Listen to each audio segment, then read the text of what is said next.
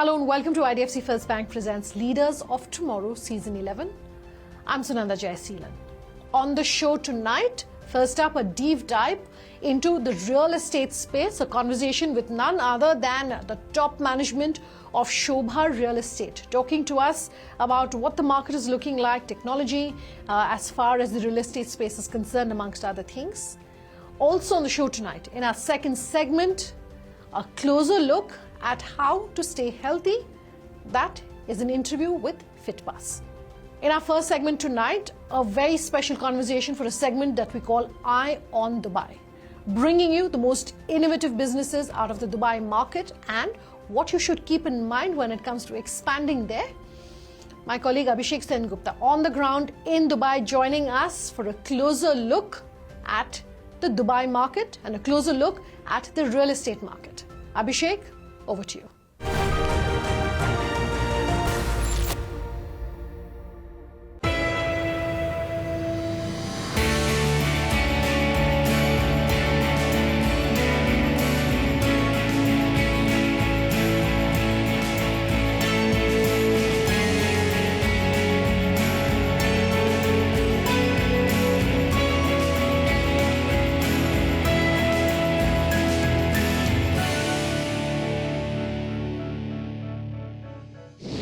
I'm here at the global headquarters of Sobha. This is Dubai's leading luxury real estate developers. And what you see in front of me now is the S Tower. It sold just barely 2 weeks ago, all its 84 units for a little over 1.4 billion dirhams. Now, is that a reflection of the property boom that Dubai is going through right now?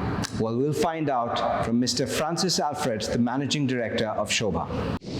Mr. Francis Alfred, thank you so much for giving your time today.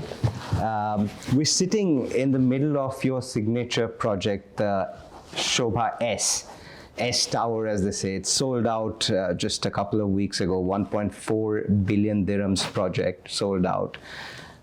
Do you see that somewhere as symptomatic of how Dubai real estate market has bounced back? I think Dubai market has responded so well to the requirement globally for a safe place in terms of the best healthcare, the best infrastructure, the best kind of lifestyle, safe lifestyle. 2021 early, the market started picking up.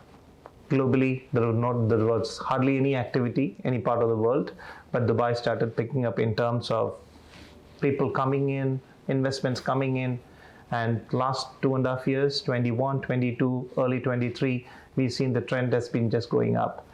It's backed up by strong fundamentals. I would say the biggest fundamental is the way the government has responded to any difficult situation. You also talk about infrastructure. The infrastructure is being built for probably next 15 to 20 years. So your travel time, like you see that, like you reach any point in Dubai within 20 minutes. I'm talking about one end to the other end. So I think all those things, on top of it, how they have responded, the government has responded with so many investor-friendly policies. All of it has just become a catalyst for Dubai to respond back at this speed. To be honest, the speed at which it has responded back from the downs of pandemic is remarkable. I don't think any city has gone through it and then continuing to do it. 2022 was exceptional, and 23 is looking even better. 2023 is going to be a bit of a game changer in your industry. You've spoken about the off-plan market. You've spoken about the prime segment. How about new trends that you see picking up? I mean, a lot of investors, a lot of real estate developers are investing in prop tech. I know you're not necessarily part of timeshare, but do you see these sort of little pockets somehow scrambling the market? I think point one, yes, technology is seriously disrupting the market, not just in Dubai, across the world in terms of real estate. So this is a big trend which is going to happen, which we're going to see in Dubai too very soon. I'm very closely working with the government on some of these initiatives, how they're promoting prop tech, and they're talking about a prop tech hub, a contact hub. So technology disruption or new kind of innovations, it is a natural trend in real estate and in construction. So we have got into modular manufacturing of toilet pots.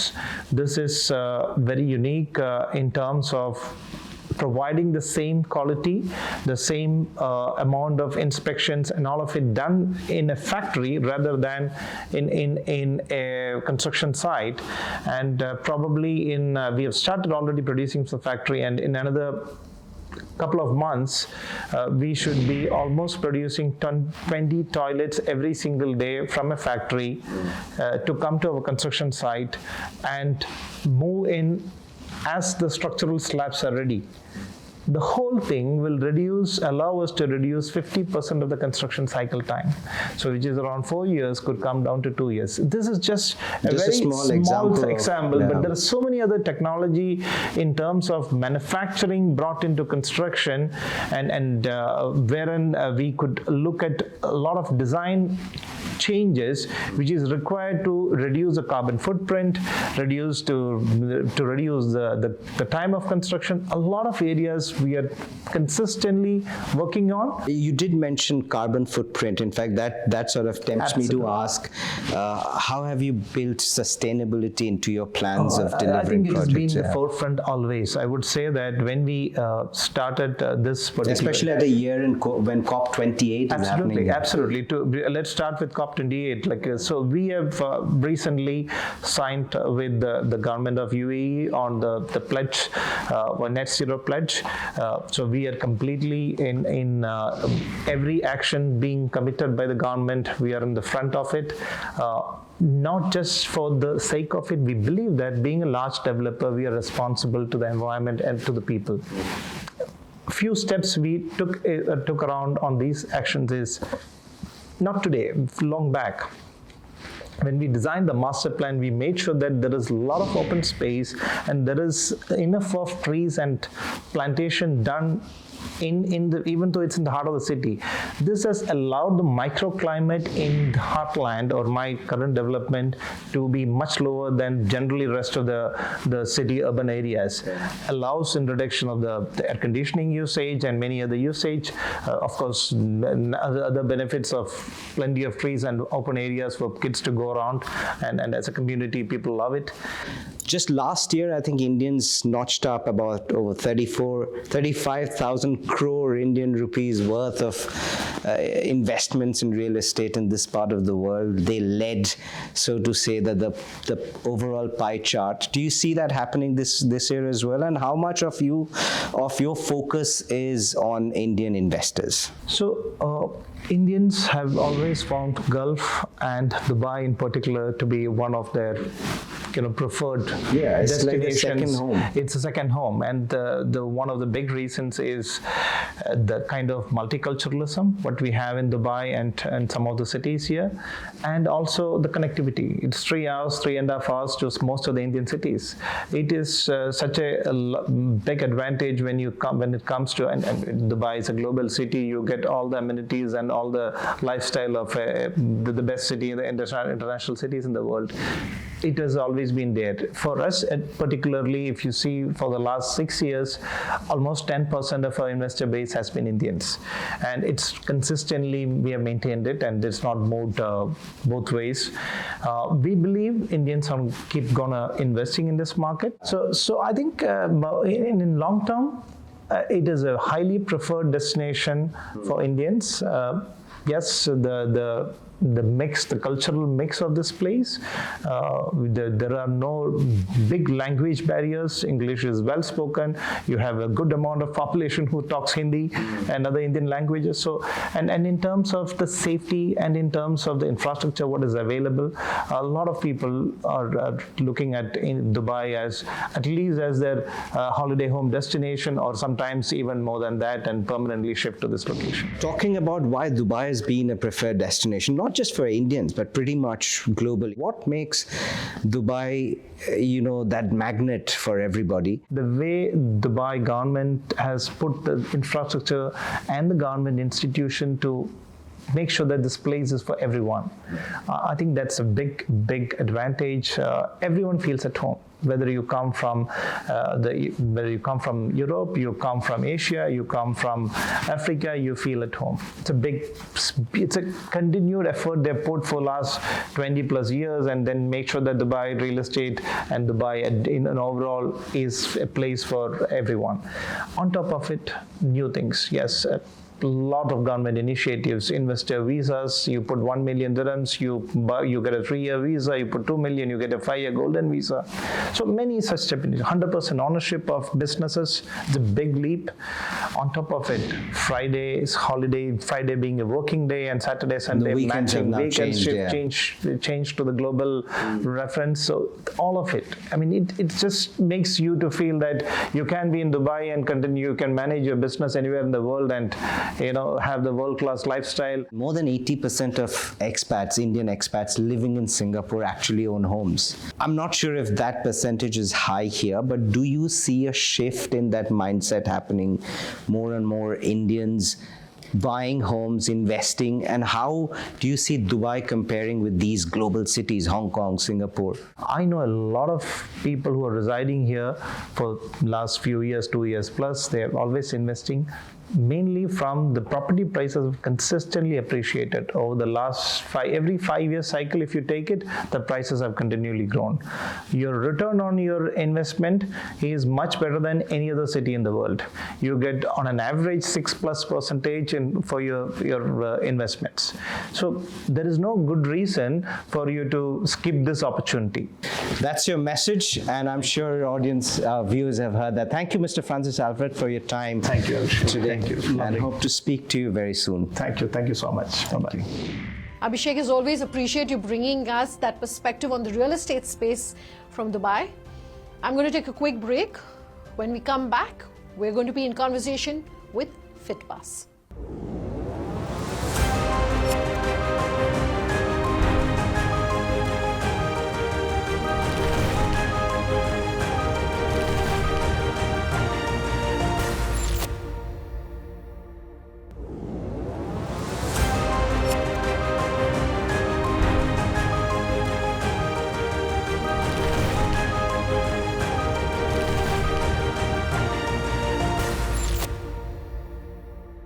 Welcome back. You're with us here on IDFC First Bank presents Leaders of Tomorrow, Season 11.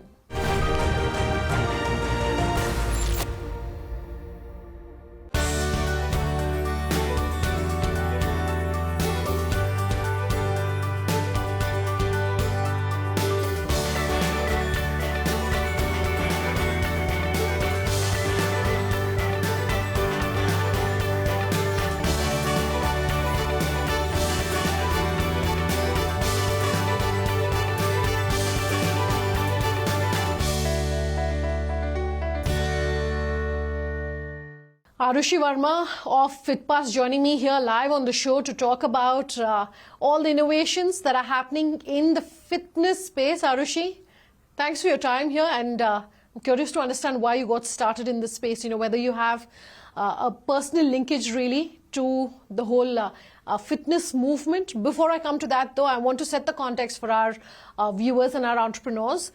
The overarching theme that we have here on the Leaders of Tomorrow is Ideas for New India. What are the ideas in the wellness and the fitness market that you want to talk to us about? Fitpass was launched in 2015 in September when we had partnered with just 75 fitness centers in a small part of South Delhi. By 2016, we had launched our app as well as increased our partner network to more than 1,000 fitness centers. By 2017, we launched Fit Feast, which is your personal nutritionist, and Fit Coach, which is our proprietary AI-enabled fitness coach. By 2018, we had started to expand and move to different cities. So we had launched Ahmedabad, Jaipur, Bombay, Pune, Hyderabad, Chennai. By 2019, we had expanded further. 2020 is when COVID struck, and it was kind of a setback, and we were like, what is going to happen? The country did not know what to face. The world did not know what was going to happen. But we were still working with banks, with the government of India, and one of our key and most proud milestones was the IRDAI regulation change that we lobbied and brought about, which included access to fitness centers as part of your health insurance. So whether it is a retail health insurance or a corporate health insurance, a group health insurance, access to fitness center is included as part of your insurance policy. And Fitpass is actually the only fitness player that is eligible to provide this access and this network. So some of the new things that is happening in the fitness industry is fitness apps that are coming up, something like what Fitpass is doing, which is providing one membership to 5,500 plus gyms and fitness studios pan-India, along with an AI-enabled fitness code called Arya, along with a personal nutritionist, which is also available on the app, where you can video call and chat with the nutritionist, and she'll assign you your personal diets, basis your lifestyle, your preferences, your needs. Okay. Apart from this, there are also wearables that are coming into the market, which is helping people track their progress, whether it is counting their steps, counting their calories, their water intake. People are being able to track a lot of things that they want to do for their fitness. So then talk to us about your personal journey behind starting Fitpass, and equally important, I'm curious to understand, Arushi, where the name Fitpass, why did you decide to come up with that name? What does it stand for? So something that inspired us to start Fitpass was around the year 2013, 2014, when I was still working with the World Bank. I always had this thing growing inside me, which kept telling me that I want to do something to better society. So I think it was a random weekend conversation between Akshay and me, when we were just like, we want to do something, so why not solve for fitness and provide fitness, make it accessible for the masses. Some of the challenges that we faced was in 2015, India was still solving for roti, kapda and makan, where there was Zomato, there was Uber, everyone telling you that we have so many options, but everything that you're getting is in a 100 rupee bracket. So we still had to educate the market, as fitness was it was an unorganized sector, and also an industry which had still not received any form of technology and improvement. Sure. So going to fitness centers, explaining to their owners, their managers, of what the benefits are, then explaining to the users why you should how and why you should be investing in your fitness, and why Fitpass benefits both these segments, which is my users and as well as my partners. Sure. The vision for naming Fitpass was, it's very easily understandable also, because it's a fitness pass. We give you access to more than 5,500 gyms and fitness studios across 39 cities of the country. So it's not that we're selling a membership of one particular gym or fitness studio. You get access to all our partner network with just one Fitpass membership. This is a market that's been changing quite rapidly, Arushi. So how are you really differentiating yourselves from what your competitors are offering? So Fitpass is one membership to 5,500 plus gyms and fitness studios across the country. The business model for us is that a user purchases a Fitpass membership and can reserve and attend a workout at any of our fitness centers across our partner network. This is our basic business model. When it comes to competitors, Fitpass does not have any direct competitors. There are other fitness players, some people who own gyms, who are fitness communities, but there isn't any direct competitor to Fitpass as a one membership. As far as partnerships with, say, gyms and health centers are concerned, how do you really approach that? And what is the strategy really behind some of the partnerships or associations that you have?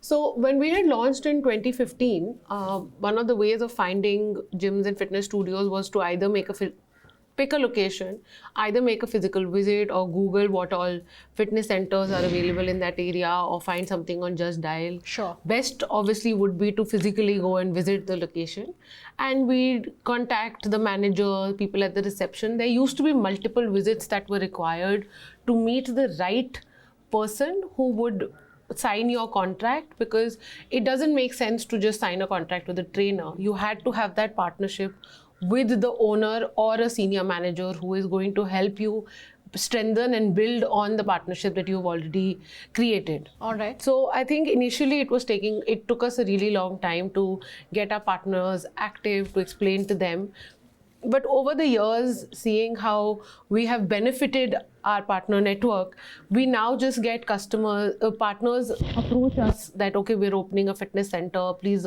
enlist us on the portal, or somebody will give us as reference that, okay, my friend is opening a fitness center, or, my friend had opened a fitness center, they're doing really well. Okay.